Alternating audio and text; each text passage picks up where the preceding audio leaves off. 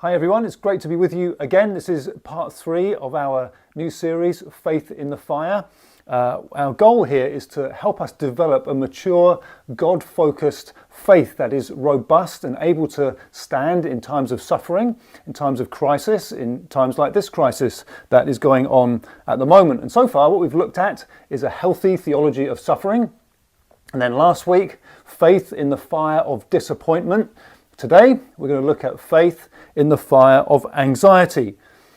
Someone said, there are only 2 times I'm anxious and 3 things I'm anxious about. The times I'm anxious day and night. The things I'm anxious about are the past, the present, and the future. I don't know what your anxieties have been over the years. I've certainly had my share of them. I guess the prime ones that I've experienced have been things like health concerns from time to time that have been potentially quite serious. Things like when and where and how to move my family around the country a few times. Things like children. If you've got children, you're going to know that you're going to have some anxieties. I wonder today if you're anxious.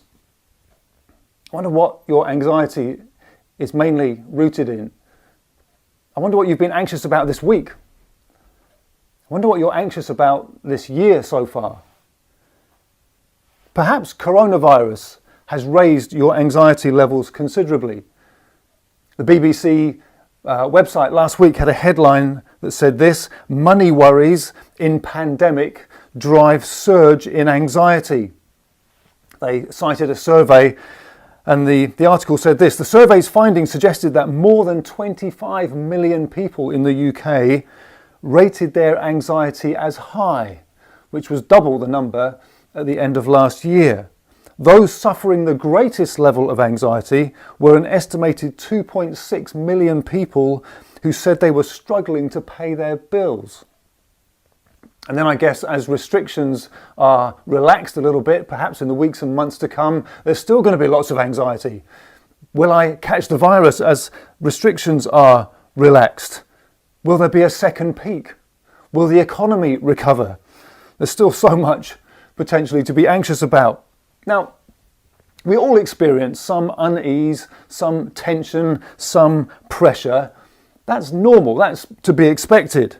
I'd call that healthy concern, without which you'd wonder about someone. Imagine the university student who just doesn't seem to care at all about his upcoming exams. Or imagine the father who just doesn't seem to be concerned at all about his wayward children. We would think there's something slightly off there. But healthy concern becomes problematic anxiety when it's debilitating, when it's destabilizing, when it affects a person's normal decision making, their relationships, their sleep patterns, their work requirements, their general freedom to do normal things. Let me try and illustrate the difference. When I was 19, I was playing in a church football match, which tended to be violent occasions in my experience, and I had my leg broken in that match. And I was very anxious thereafter about ever playing again. And so I decided never to play again because of anxiety. But let's be honest, it wasn't really consequential. It hasn't affected my life. Football wasn't a big part of it anyway. However, for years I had suffered from dental anxiety.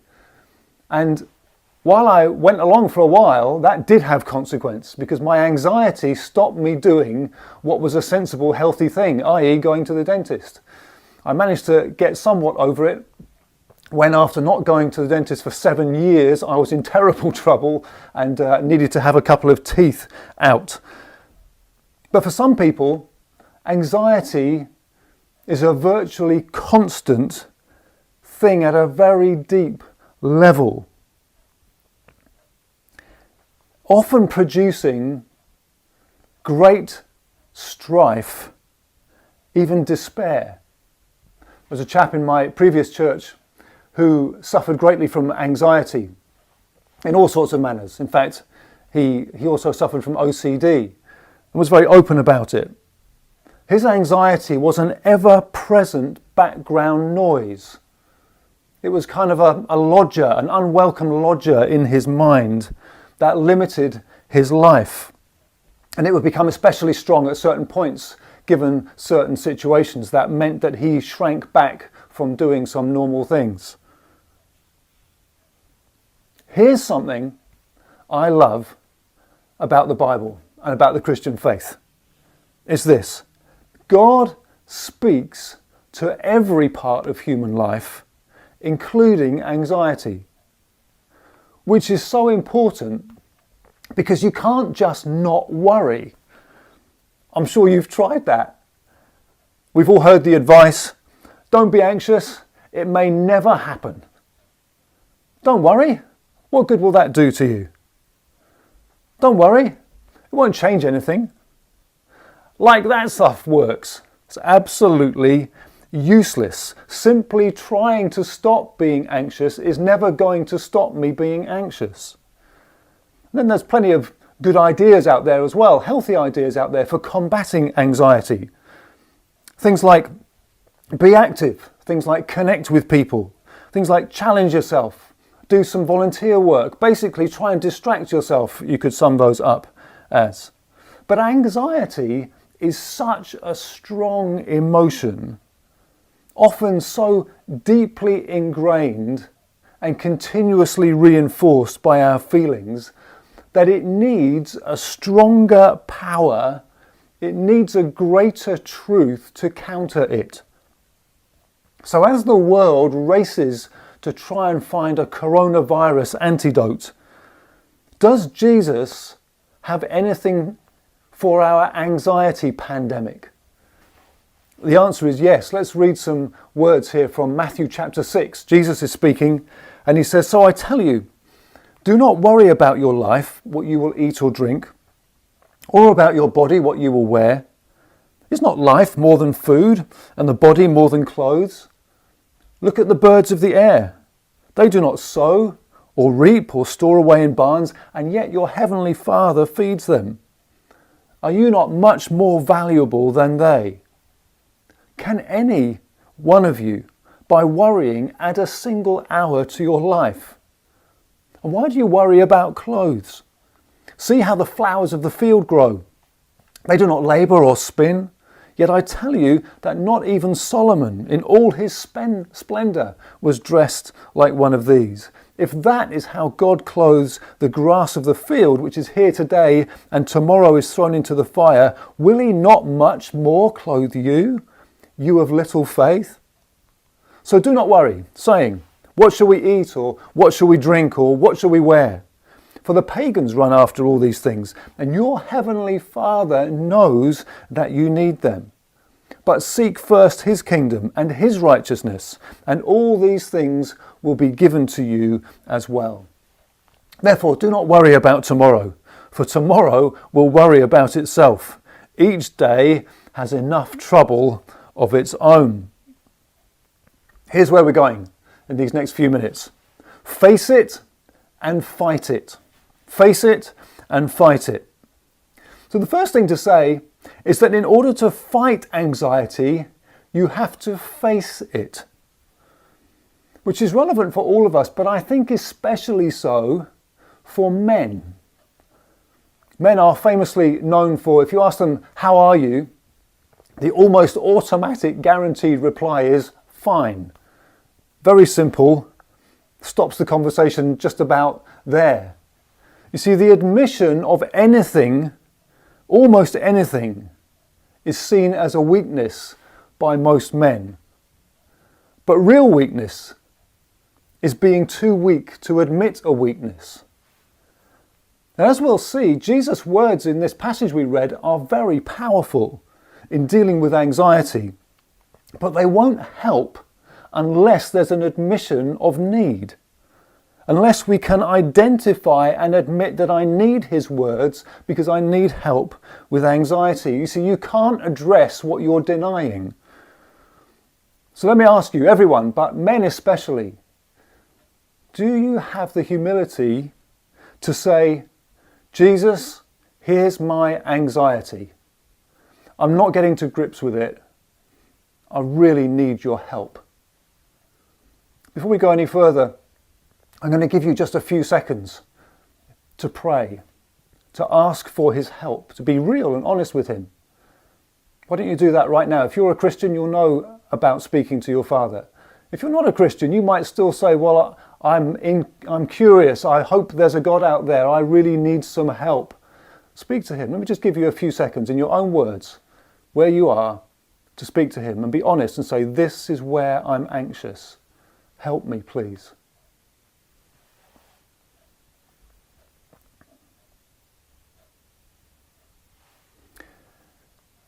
So you've got to face it. Then you've got to fight it with truth. You see, once you've faced it, what does Jesus then say that's going to enable us to fight when our faith is in the fire of anxiety? We need a tool, we need some help, we need some equipment for that moment. Well, at one level in this passage, Jesus has what is just some great advice. Verse 27, he says, can any one of you, by worrying, add a single hour to your life? Well, no, it's utterly pointless. It doesn't extend anything. Verse 34, do not worry about tomorrow, for tomorrow will worry about itself. Each day has enough trouble of its own. Well, yeah, again, that's absolutely true. That's great advice. Every day does seem to have plenty of trouble. But the real weapon that Jesus gives us for dealing with anxiety is all wrapped up in a word that he uses 12 times in this one chapter and twice in the passage that we read. Father, or your heavenly Father. The antidote to anxiety is learning to rest in your Father, the one who is trustworthy, the one who cares, the one who loves you, the one who is capable of holding all things in his hands, including you and your future, whose name is Prince of Peace, and who can truly give peace like no one else. The biblical medicine for anxiety is having a truth that trumps the apparent truth that is currently making you anxious.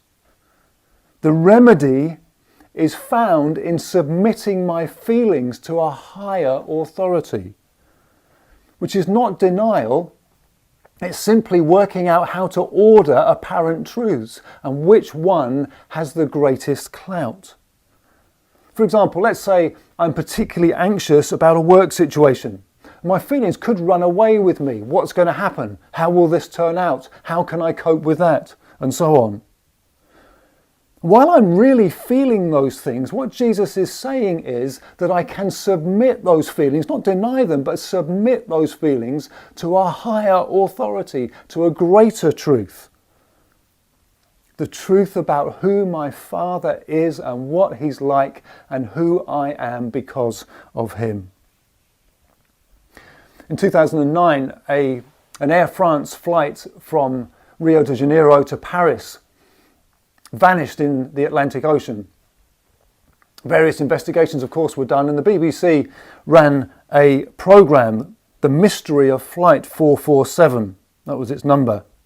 They investigated and spoke to lots of people, and they spoke in the documentary to one military pilot who had had some training that commercial pilots hadn't had.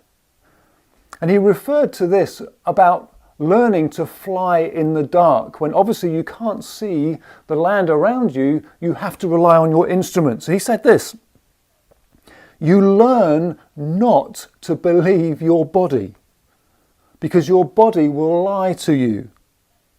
I've flown on missions where I felt like I was in a 120 degree of bank. But I'm looking at that gauge and it's telling me I'm flying straight and level. It's a mental battle to believe the instruments when they don't say what your body feels. See, when anxiety grips, there's a mental battle raging. And the Christian has a truth to rest in that is greater than his feelings. He has a higher authority to trust than his fickle feelings. This is one of the great privileges of being a child of God, to trust and rest in him. In essence, we need a sight of God that is greater than the anxiety that we are seeing. So here in Matthew chapter 6, the passage that we read, I'm feeling anxious, but he loves me, verse 26. But he will provide for me, verse 30. But he knows me, verse 32. I can combat my anxiety with great truth that has great authority. He's my perfect Father who will not, cannot let his children down. If he feeds the birds of the air and clothes the flowers of the field, there's no way he'll forget my needs and what's going on with me, because I am far more precious to him than birds or flowers. I've got equipment to fight anxiety with. There was a gentleman in my previous church who was fit and healthy, and then began to notice that he was becoming a bit breathless from some exercise, just walking around, and he realised that there was something wrong, went to the doctor and found out over the course of time that he needed a quadruple heart bypass. Now, that's enough to worry anybody and bring deep concern. This man had extraordinary peace, supernatural peace, peace that you can't get anywhere, but that he found in God. He found that knowing his Father as all-powerful and all-loving gave him somewhere to rest. And he was genuinely at peace through that whole process. It was remarkable. Getting a sight of our Father big enough to defeat anxiety is something Tom is learning to do. So, as some of you will already know, I've suffered with anxiety for a fair chunk of my life. And at its worst, it was completely debilitating. I would struggle to sleep because I was afraid I wouldn't even wake up. And I would also struggle to leave the house for anything other than my work at the time. And it was a really, really tough period and a lot of pain and hurt during that time. And at that time, I wasn't in a relationship with God. I still claimed to be a Christian, but I wasn't coming to church or really living a life for him at all. And it is only really in the last 2.5 years, when I've been back at church, that I've seen just what a difference it makes to have a God that I can trust in, a God that gives me strength and gives me hope. And although I started therapy before I came back to church, I can see how God was protecting me through my therapy, even when I wasn't seeking him and wasn't seeing him at work.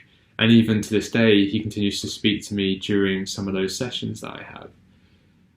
But ultimately, it is my relationship with him that has transformed me. I now have hope. I have renewed strength that I never had before, because it was mine and not his. And even to this day, I still feel anxious sometimes because, as we've heard, I'm not taken out of the fire.